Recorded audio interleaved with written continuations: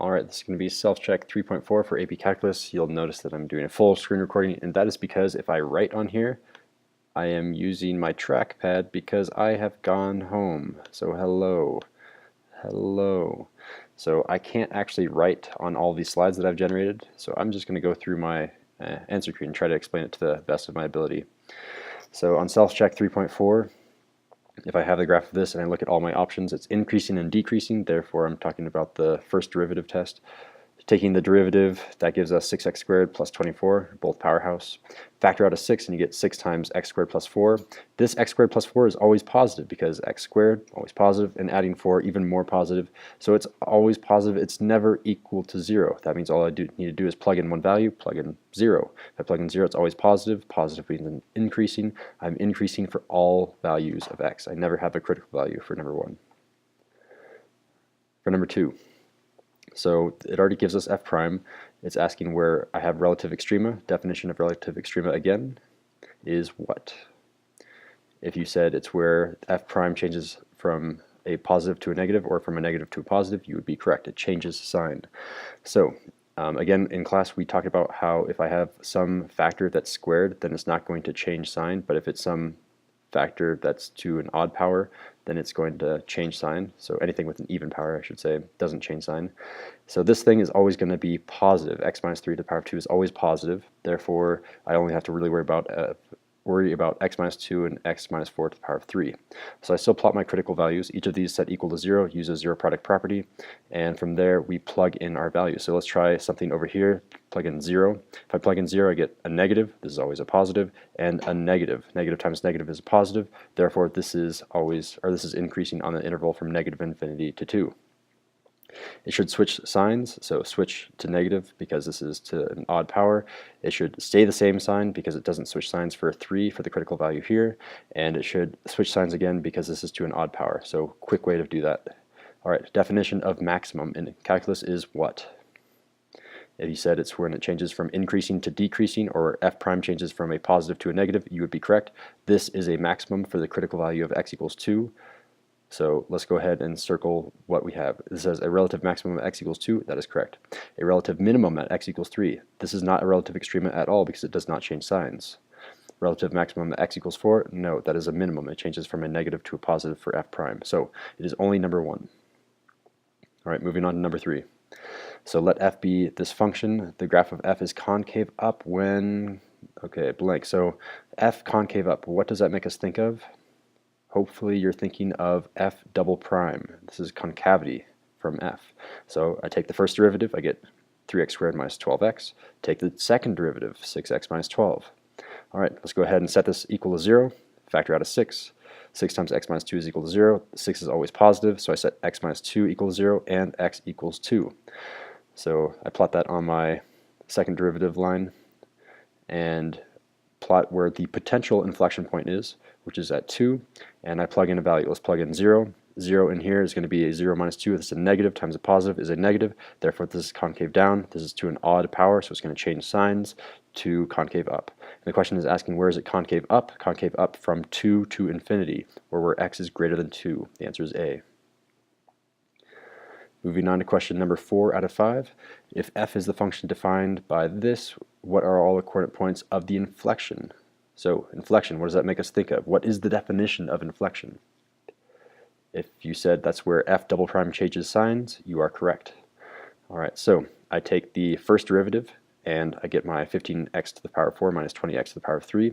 I need to take the second derivative to get to the inflection point, and I get 60x to the power of 3 minus 60x squared.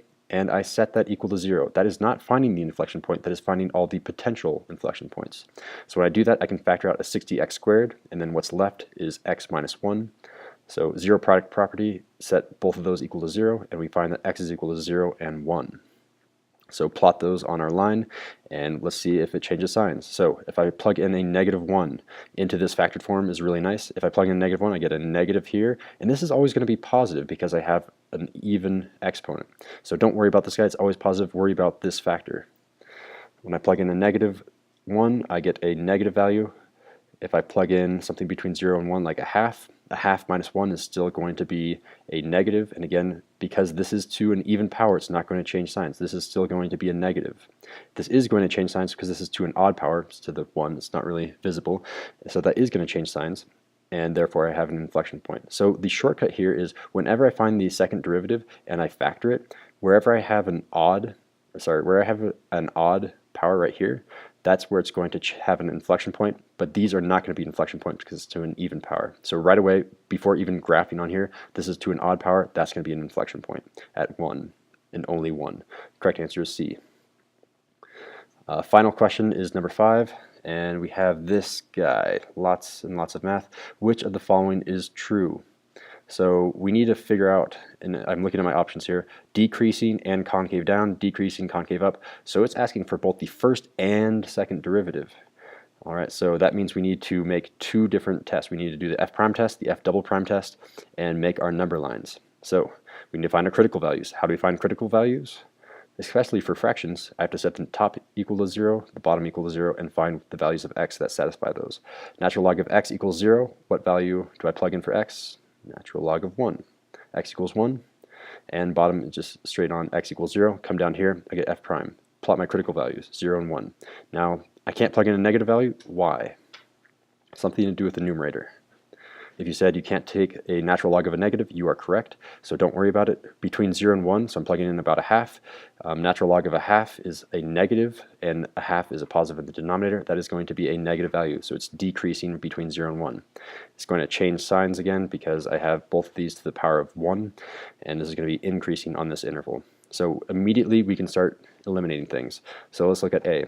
F is decreasing for x is greater than 1. No, both A and B are incorrect because it is increasing for x is greater than 1. Let's take a look at C and D. Possible, we need to look at the second derivative test. E says F is increasing between 0 and E. That's not quite correct. It's increasing for 1 and bigger than 1. So cross off E. It's between C and D now. Now we need to figure out if it's concave up or down for x greater than E. So take the second derivative test. We're using the second derivative here. Find the potential inflection points. These are similar to the critical values for the first derivative test. I set the numerator equal to 0. I set the denominator equal to 0. So when I set the top equal to 0, 1 minus natural log of E, that's going to change. When I set that equal to 0, it's going to be 1 is equal to natural log of x. So natural log of what is 1?